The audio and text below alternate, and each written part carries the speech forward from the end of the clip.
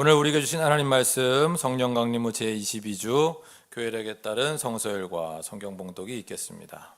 욥기 38장 1절에서 7절의 말씀입니다. 그때 주님께서 욥에게 폭풍이 몰아치는 가운데서 대답하셨다. 네가 누구이기에 무지하고 헛된 말로 내 지혜를 의심하느냐? 이제 허리를 동이고 대장부답게 일어서서 묻는 말에 대답해 보아라. 내가 땅의 기초를 놓을 때에 네가 거기 있기라도 하였느냐? 네가 그처럼 많이 알면 내 물음에 대답해 보아라. 누가 이 땅을 설계하였는지 너는 아느냐? 누가 그 위에 측량줄을 띄었는지 너는 아느냐? 무엇이 땅을 버티는 기둥을 잡고 있느냐? 누가 땅의 주춧돌을 놓았느냐? 그날 새벽에 별들이 함께 노래하였고 천사들은 모두 기쁨으로 소리를 질렀다. 오늘 우리에게 주시는 주님의 말씀입니다. 아멘.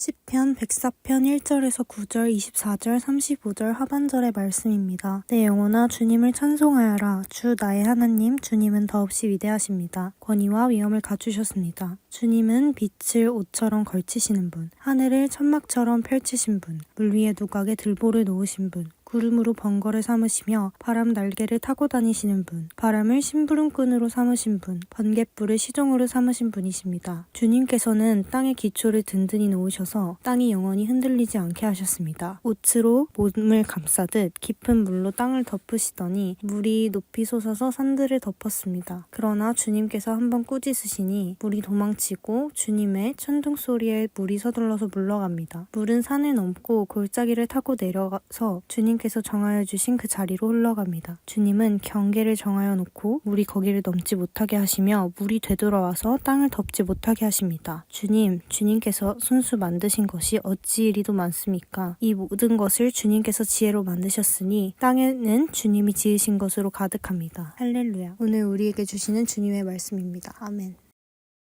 히브리서 5장 1절에서 10절의 말씀입니다. 각 대제사장은 사람들 가운데서 뽑혀서 하나님과 관계되는 일에 임명받습니다. 그리하여 그는 사람들을 위하여 예물과 속죄의 희생 제사를 드립니다. 그는 자기도 연약함에 휘말려 있으므로 그릇된 길을 가는 무지한 사람들을 너그러이 대할 수 있습니다. 그는 백성을 위해서 속죄의 제사를 드려야 하는 것과 마찬가지로 그 연약함 때문에 자기 자신을 위해서도 드려야 하는 것입니다. 누구든지 이 영예는 자기 스스로 얻는 것이 아니라 아론과 같이 하나님의 부르심을 받아서 얻는 것입니다.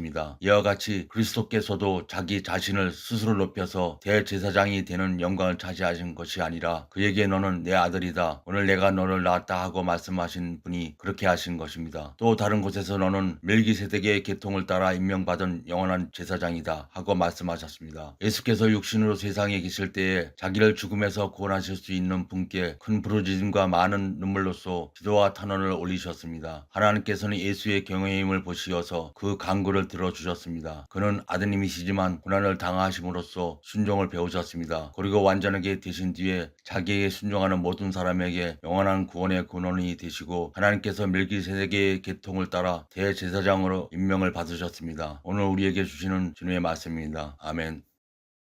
마가복음 10장 35절에서 45절의 말씀입니다. 세베대의 아들들인 야고보와 요한이 예수께 다가와서 말하였다. 선생님, 우리가 요구하는 것은 무엇이든지 해주시기 바랍니다. 예수께서 그들에게 말씀하셨다. 너희는 내가 너희에게 무엇을 해주기를 바라느냐? 그들이 그에게 대답하였다. 선생님께서 영광을 받으실 때에 하나는 선생님의 오른쪽에 하나는 선생님의 왼쪽에 앉게 하여 주십시오. 예수께서 그들에게 말씀하셨다. 너희는 너희가 구하는 것이 무엇인지를 모르고 있다. 내가 마시는 잔을 너희가 마실 수 있고 내가 받는 세례를 너희가 받을 수 있느냐? 그들이 그에게 말하였다. 할 수 있습니다. 예수께서 그들에게 말씀하셨다. 내가 마시는 잔을 너희가 마시고 내가 받는 세례를 너희가 받을 것이다. 그러나 내 오른쪽과 내 왼쪽에 앉는 그 일은 내가 허락할 수 있는 일이 아니다. 정해 놓으신 사람들에게 돌아갈 것이다. 그런데 10 제자가 이것을 듣고 야고보와 요한에게 분개하였다. 그래서 예수께서는 그들을 곁에 불러놓고 그들에게 말씀하셨다. 너희가 아는 대로 이방 사람들을 다스린다고 자처하는 사람들은 백성들을 마구 내리누르고 고관들은 백성들에게 세도를 부린다. 그러나 너희끼리는 그렇게 해서는 안 된다. 너희 가운데서 누구든지 위대하게 되고자 하는 사람은 너희를 섬기는 사람이 되어야 하고 너희 가운데서 누구든지 으뜸이 되고자 하는 사람은 모든 사람의 종이 되어야 한다. 인자는 섬김을 받으러 온 것이 아니라 섬기러 왔으며 많은 사람을 구원하기 위하여 치를 몸값으로 자기 목숨을 내주러 왔다. 오늘 우리에게 주시는 주님의 말씀입니다. 아멘. 네, 기도하시고 함께 말씀 나누도록 하겠습니다. 사랑과 은혜가 많으신 하나님 감사드립니다. 주님의 전에 나올 수 있는 마음도 허락하시고 몸도 허락하셔서 이렇게 주님의 전에 나와 예배드리게 하시니 이 또한 감사드립니다. 하나님, 이 시간 주님께서 우리에게 위해 준비해 놓으신 말씀을 듣고자 합니다. 말씀을 통하여 주님이 주시고자 하시는 귀한 모든 은혜들을 넉넉히 받아 누리도록 우리의 마음과 눈을 열어 주시옵소서. 이 시간을 온전히 주장하여 주시옵소서. 모든 말씀을 주 예수 그리스도의 이름으로 기도드립니다. 아멘. 세상을 살다 보면 뭐 기분 나쁜 일도 많고 자존심이 상하는 일들도 많이 있죠. 근데 이 기분이 상하거나 자존심이 상하는 일들을 잘 곰곰이 생각해 보면 거기에는 당연하다 이런 마음이 숨어 있는 것 같아요. 당연한 걸 받지 못해서 기분이 나쁘거나 자존심이 상하는 거죠. 오늘 읽은 이 마가복음에 나오는 세베대의 두 아들들 야고보와 요한의 이야기도 사실은 이것과 관련이 있는 것 같습니다. 이 야고보와 요한은 굉장히 형제가 끈끈했던 제자인 것 같습니다. 늘 같이 나오죠. 같은 제자가 제자들 중에서 형제 제자가 안드레와 베드로도 있었지만 둘은 그렇게 같이 나오는 별이 별로 거의 없는데 이 둘은 항상 같이 이렇게 쌍으로 다닙니다. 단순히 형제만 또 그랬던 게 아니라 우리가 성경을 전체를 다 읽어보면, 그러니까 복음서들을 다 읽어보면 부모도 굉장히, 부모와의 자식 간의 관계도 굉장히 끈끈했던 것 같아요. 그래서 보면 그래서 늘 이 사람들은 누구라고 불리냐면 아버지예요. 세베대 아들들이라고 불립니다. 성경 어디서 봐도 심지어 어디서는 아버지 이름 없이 그냥 세베대 아들들 이렇게만 자기 이름들 없이 형제 이름 없이 그렇게만 불리는 곳들도 있어요. 이게 왜 좀 특이하냐면 되게 사실 제자들 아버지 이름 모르잖아요. 알아도 어느 때만 아냐 하면 같은 이름이라서 혼동이 될 때 그때만 누구 아들 이렇게 해서 좀 구별하느라고 그렇습니다. 알페오의 아들 야고보 이런 사람들이라든가 아니면 야고보의 아들 유다라든가 아니면 바요나 시몬 이런 것도 사실 베드로 이름도 시몬이라는 제자가 또 있잖아요, 제자 가운데. 그러니까 이제 부를 때 약간 혼동되지 않도록 부르는 거 말고는 굳이 아버지의 이름을 언급하지 않는데 이 세베대는 어디나 이렇게 세베대의 아들들이라는 말과 함께 항상 이렇게 등장하게 됩니다. 그럴 뿐만이 아니라 심지어 성경에 약간 그 모습이 등장하기도 하죠.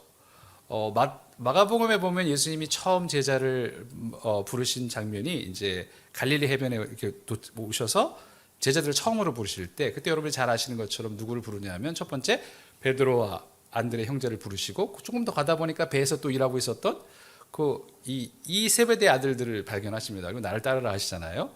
그때 그 모습을 보면 성경의 그 1장 20절에 보면 마가복음 이렇게 나와 있죠. 그들은 아버지 세베대를 일꾼들과 함께 배에 남겨두고 곧 아버지를 따라갔다. 그러니까 이게 영화로 보면 등장을 하는 거예요.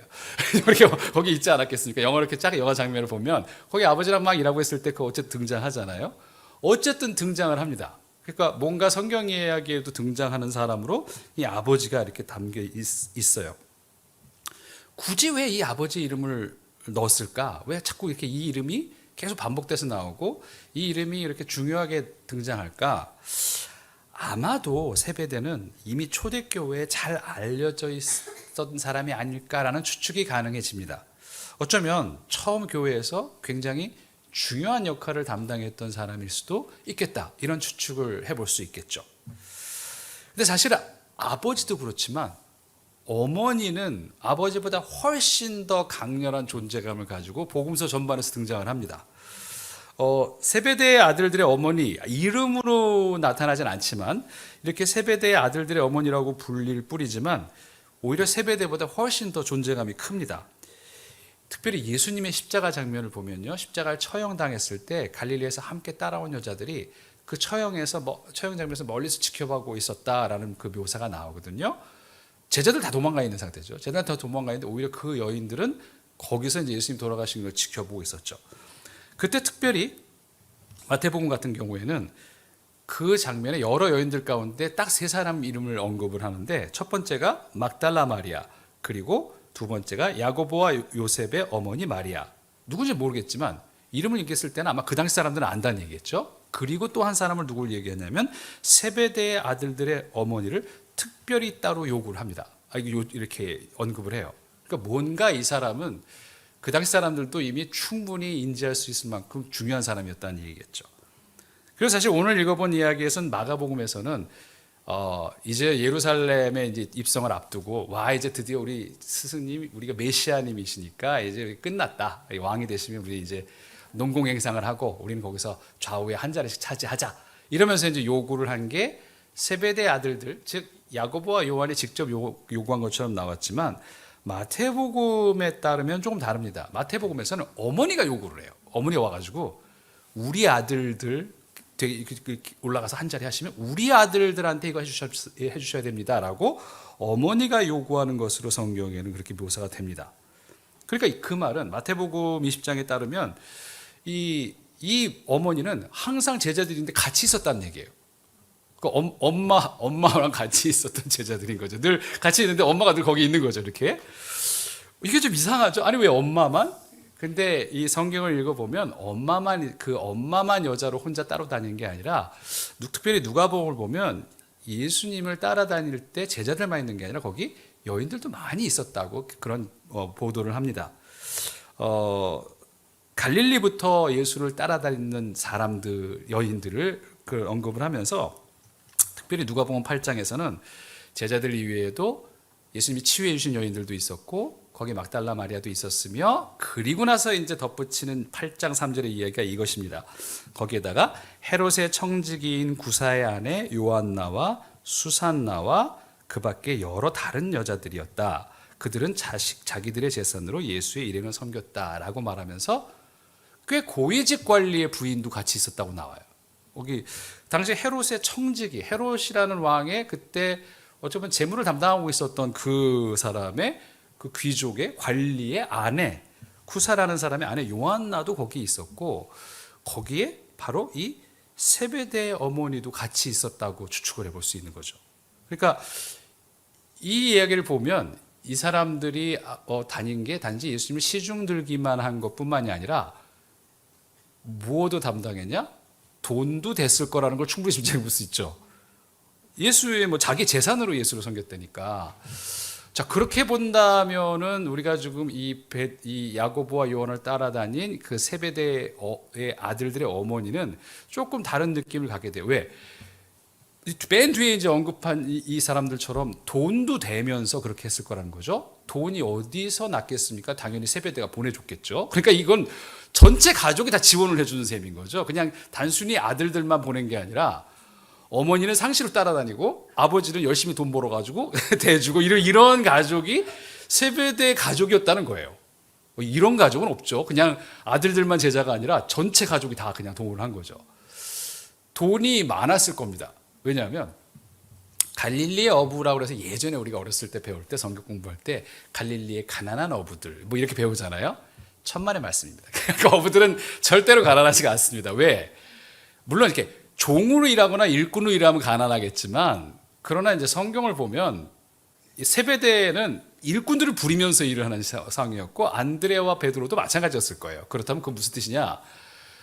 그 갈릴리 호수에서 어업을 전담해서 거의 독과점처럼 그걸 운영을 했을 텐데 자기 배를 가지고 일꾼들 부리면서 이거는 거의 중소기업 사장쯤 된다. 그 이상 된다고 봐야 되는 거죠. 돈 많이 벌었던 사람들인 거죠. 그러니까 교육도 잘 받았을 거고 이건 이렇게 가난한 어부 이거는 이제 머릿속에 우리가 지워버려야 돼. 절대로 가난한 사람들이 아니고 우리보다 돈이 더 많은 사람들이니까. 그러니까 사실은 세베대가 그러니까 자기 부인이 그렇게 다녀도 아무 상관없는 거죠. 집에서 사람들 부리면서 살 수 있는 사람들이니까. 그러니까 이 세베대는 당연히 재정적인 서포트 엄청나게 했을 거예요. 그게 남편이 허락해 주지 않는데 혼자 돌아다니면서 그럴 수는 없잖아요. 분명히 전 가족이 일심으로 지원을 했던 게 예수님이었을 거예요. 그러니 이 사람들이 이렇게 요구했던 건 당연한 이유가 있었던 겁니다. 이게 갑자기 이렇게 뜬금없이 나타나서 우리에게 한 자리 주십시오. 이 두 사람이 그런 것 같은데 이렇게 무례해? 이런데 아니요. 한 거로 따지자면 충분히 그럴 만한 그런 이유가 있었던 거죠. 너무나 당연한 이유가 있었던 거예요. 자, 우리가 이렇게 따라하니 우린 전 가족이 몰빵을 했습니다. 당신께. 그리고 돈까지 돼가면서 전 가족이 지금 당신한테 몰빵을 했는데 이 정도는 요구할 수 있는 거 아닙니까? 라고 와서 그렇게 얘기를 했던 거죠. 그렇게 과감하게 얘기했던 거죠. 이 요구에는 약간 무례하거나 어쩌면 좀 당돌해 보이는 요구에는 당연한 이유가 있었습니다. 당연이라는 말을 국어사전에서 찾아봤더니 이렇게 돼 있더라고요. 일의 앞뒤 사정을 놓고 볼 때 마땅히 그러함 또는 그런 일. 뭐 당자가 뭐 마땅하다는 뜻일 거고 연자가 그럴 연자니까. 당연히 뭐라 그랬죠? 마땅할 땅 맞아요. 벌써 참 우리 한국 대한민국의 미래가 밝습니다. 그래서 선생님들이 이렇게 한자를 벌써 배우고 마땅할 당 그럴련. 그래서 이제 마땅히 그러해야 된다라는 뜻이잖아요. 그 마땅하다고 생각하면서 주장했던 그 마땅한 당연한 이유를 가지고 주장했던 그 야고보와 요한을 보시더니 그런데 예수님은 굉장히 쓸쓸하게 아마도 쓸쓸한 표정을 지으시면서 다른 얘기를 하시죠. 세상 사람들은 그렇지만 너희들에서는 그러면 안 된다라고 하면서 세상 사람들은 너희를 다스리겠고 세속을 부리겠지만 너희는 섬기는 사람이 되어야 된다는 얘기를 하십니다. 왜 그런 말씀을 하실 수 있을까? 바로 그 당연함을 예수님은 자기 스스로가 거절하신 분이기 때문에 그렇습니다. 사실 당연한 걸 따지자면 영광에 대한 당연함과 이 위험에 따른 당연함을 따지자면 하나님의 아들만큼 거기에 당연한 사람이 어디 있겠어요. 오늘 읽은 욥기와 시편은 이분이 이 예수께서 하나님으로서 어마어마한 그 영광과 권위에 영광과 위엄에 대한 당연한 이유가 있었음을 너무 잘 분명히 얘기해 줍니다. 하나님이 어떤 분이신가? 오늘 읽은 욥기의 구절에서는 이렇게 말씀하죠. 내가 땅에 기초를 놓을 때 너 거기 있기라도 했냐? 누가 이 땅을 설계했냐? 넌 아냐? 누가 그 위에 충량지를 띄웠는지 넌 아냐? 무엇이 땅을 버티는 기둥을 잡고 있느냐? 누가 땅에 주춧돌을 놓았냐? 내가 아니냐? 라고 하나님은 말씀하시고 계신 거죠. 이 엄청난 창조주로서의 하나님의 위엄과 그 영광을 찬란하게 보여주시는 거죠. 시편도 마찬가지입니다. 하나님은 하늘을 천막처럼 펼치시는 분이라는 거죠. 땅의 기초를 든든히 놓으시고 땅이 영원히 흔들리지 않게 하신 분이시라는 거죠. 주님께서 한 번만 꾸짖으시면 물이 도망가고 주님의 천둥 소리에 물이 서둘러 물러가는 그런 분이라는 거죠. 그래서 결국 시편의 기자는 24절에서 마지막에 이렇게 결론을 내립니다. 주님께서 손수 만드신 것이 어찌 이리도 많습니까? 이 모든 것을 주님께서 지혜로 만드셨으니 땅에는 주님이 지으신 것으로 가득합니다. 창조주의 하나님의 위엄에는 마땅하고도 당연한 영광이 따를 거겠죠. 그리고 따라야 합니다. 왜? 하나님은 영광받아 마땅한 분이시니까요. 그분에게는 영광을 받으실 당연한 권리가 이유가 있으십니다. 그런데 인간이 되신 예수님은 바로 그 당연한 이유를 거절하시면서 이렇게 말씀하십니다. 인자는 섬기러 왔다. 만유의 주님이신 분이 인간의 종이 되기 위해서 오셨다. 왜? 히브리서는 그 이유를 이렇게 설명합니다. 모든 사람에게 영원한 구원이 되려고 그렇게 하셨다. 그리고 더 나아가서 하나님과 인간을 이어주는 대제사장으로 임명을 받으시기 위하여 그렇게 하신 것이다. 히브리서는 이것을 위해서 예수 그리스도께서 당연한 하나님의 영광을 버리시고 또 그 당연함을 버리는 과정에서 큰 고통을 겪었다는 사실을 전해줍니다. 히브리서에 나오는 말씀들이 그렇죠. 예수께서 육신으로 세상에 계실 때에 자기를 죽음에서 구원하실 수 있는 분께 큰 부르짖음과 많은 눈물로써 기도와 탄원을 올리셨습니다. 하나님께서는 예수의 경외심을 보시어서 그 간구를 들어주셨습니다. 그는 아드님이시지만 고난을 당하심으로써 순종을 배우셨습니다. 그런 과정들을 거쳐서 예수님은 스스로의 당연한 이유들을 버리셨던 것이죠. 너희 가운데 위대하게 되고 싶은 사람은 섬기는 사람이 되어야 하고 으뜸이 되고 싶은 사람은 모든 사람의 종이 되어야 한다는 교훈을 전하시면서 예수님은 바로 자신이 그 본이라고 말씀하십니다. 인자는 섬김을 받으러 온 것이 아니라 섬기러 왔다. 섬긴다는 게 사실은 serve라는 말이 종이 노예가 주인을 섬기는 게 섬기는 거잖아요. 우리는 지금 현대적으로는 배려하고 잘해주고 이런 걸 섬긴다고 하지만 그런 뜻이 아니라 당시에는 종이 노예를 노예가 주인을 섬기는 게 섬김인 거였습니다. 우리가 주인님이라고 부르는 것도 마찬가지잖아요. 그래서 사실 영어로 예배를 서비스라고 부르는 이유가 그거잖아요. 우리가 주님을 우리가 종된 인간이 섬긴다는 뜻으로 해서 영어로 했을 때 예배를 서비스라고도 부르는 것이거든요. 이 서비스의 정신이 어떤 거여야 되나?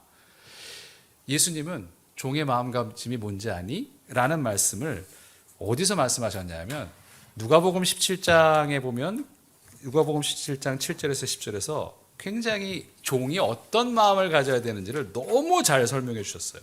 종은 어떤 존재냐? 예를 들어 주신 거죠. 야, 종이 있다고 치자.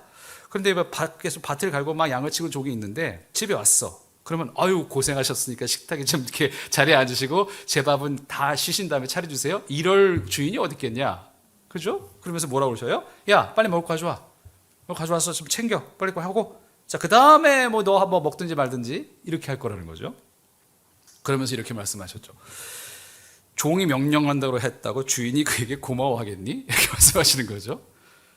그러니까 너희도 우리는 쓸데없는 종입니다. 쓸모없는 종입니다. 마땅히 해야 할 일을 했을 뿐입니다라고 그렇게 너희는 생각을 해라. 이렇게 과감하게 말씀하실 수 있는 이유는 뭐냐면 본인이 그러셨기 때문에 그런 거죠. 당신이 그러셨으니까. 종에게 예전에 굉장히 오래전에 제가 이제 뭐 본문을 가지고 설교한 적이 있었는데 그때 이제 이런 그 하나만 딱 말씀드리고 싶은 건 이런 거예요. 종의 정신 중에 가장 중요한 정신은 뭘까? 종은 무엇이 없다? 자존심이 없다. 종은 자존심이 없습니다. 노예가 갑자기 자존심이 있어가지고 뭐라고요? 이러면 이거는 그냥 뭐 얻어맞거나 뭐 난리 나는 거죠. 이게 무슨 종이 자존심을 부린다? 말도 안 되는 소리죠. 종의 가장 중요한 특징 중에 하나 그거예요. 자존심이 없다. 저렇게 자존심이 있어서는 안 되는 거죠. 모욕감을 느낀다? 그런 종이 어디 있습니까? 예수님은 바로 이 말씀을 통해서 본인이 어떠한가를 잘 보여주십니다. 나는 이렇게 내가 섬기러 왔다고 말한 것은 이런 의미인 거다. 그러니 너희도 나를 본받는다면 당연한 이유들을 버리고 자존심과 우월감을 버리고 형제 자매의 종이 되어야 하지 않겠느냐. 그것을 넘어서 모든 인간들의 종이 되어야 하지 않겠느냐. 그렇게 되어라 라고 주님은 우리에게 당부하십니다. 그리고 내가 너희들을 하나님과 연결시키는 대제사장이 되었던 것처럼 이제 너희들도 제사장들이니까 다른 모든 인간들을 하나님과 연결시키는 그 직무를 수행하는 제사장이 되어라 라고 말씀을 하시는 거죠. 이 말씀은 오늘 우리에게 주시는 우리의 주님 그리스도 예수의 당부일 것입니다. 당연한 이유들을 버리는 길이 주님께도 쉽지 않았다는 사실을 우리는 기억해야 합니다. 히브리서에 묘사된 예수님의 모습처럼 예수님도 너무 힘들고 고통스러운 길을 걸으셨어요. 그 당연한 이유를 버리시기 위해서. 거기에는 큰 부르짖음이 있었고 많은 눈물이 있었고 하나님께서 인정받을 만한 경건한 삶이 평생을 따르는 삶이 필요했습니다. 그 모든 것들을 그 길들을 다 걸어서 먼저 주님이 가셨습니다. 먼저 주님이 그 길을 가셨기 때문에 그 길을 먼저 가셔서 우리를 도와주실 수 있는 그 주님의 도우심과 함께 우리도 끝내 그 길을 걸어갈 수 있을 것입니다. 우리 주님이 그러셨던 것처럼 그래서 마침내 우리 안에 당연한 이유들을 버릴 수 있는 저와 여러분 되시기를 주님의 이름으로 축원합니다. 기도하시겠습니다. 하나님, 이 시간 모든 당연한 이유들을 버리시고 종으로 우리 곁에 오신 주님을 기억합니다. 그리고 내가 이렇게 걸어갔으니 내 등을 보고 너도 그렇게 따라오너라 라고 말씀하시는 주님의 명령을 들었습니다.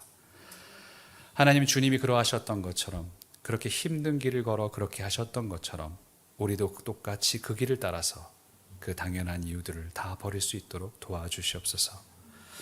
주님이 원하시는 것처럼 구원을 위하여 만인의 구원과 또 만인을 하나님과 연결시키기 위하여 그러하셨으면서 우리에게도 그것을 명령하셨던 것처럼 우리도 과연 주님의 길을 따라 그 사명을 완수할 수 있도록 도와주시옵소서. 모든 말씀으로 주 예수 그리스도의 이름으로 기도드립니다. 아멘.